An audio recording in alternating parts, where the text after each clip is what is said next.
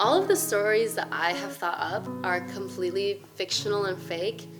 Sometimes something in real life will make me think of a story that I'd want to write, but like I have a note on my phone of like stories I want to write, and one of them is like a horror story about the house I used to live in Ann Arbor, but another one is about like a marriage that falls apart based on something my hairdresser told me. So,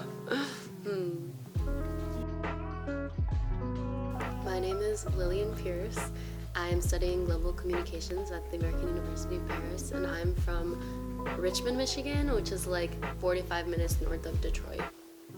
I studied at the University of Michigan, and I studied Romance languages and literatures, so Spanish and French, creative writing, and I focused on poetry, and I minored in business. I decided to move to Paris because apart from living in Michigan, Paris is the only place I'd ever lived before, and it was the only place I could see myself living that wasn't Michigan, and I knew I didn't want to live in Michigan after being there for so long. So I studied abroad in Paris last summer, or the summer before, for 6 weeks doing an art history program, and so I went to like every museum and had a really broad tour of the city, and so I knew I wanted to come back for a longer period, so I was looking for graduate programs in Paris. Since moving to Paris, I started with one of my friends who also moved here, a queer book club, and from that book club we advertised it on social media, and it blew up on TikTok.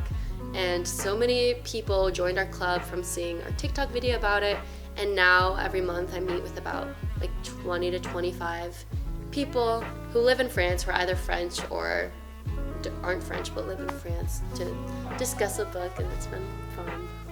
One of my major goals for living in Paris is whenever I leave, I want to feel like I've done enough, like I've seen enough. I want when some random person on the street like asks me if I've been to, the Medieval History Museum, I want to be like, yes, I have been there.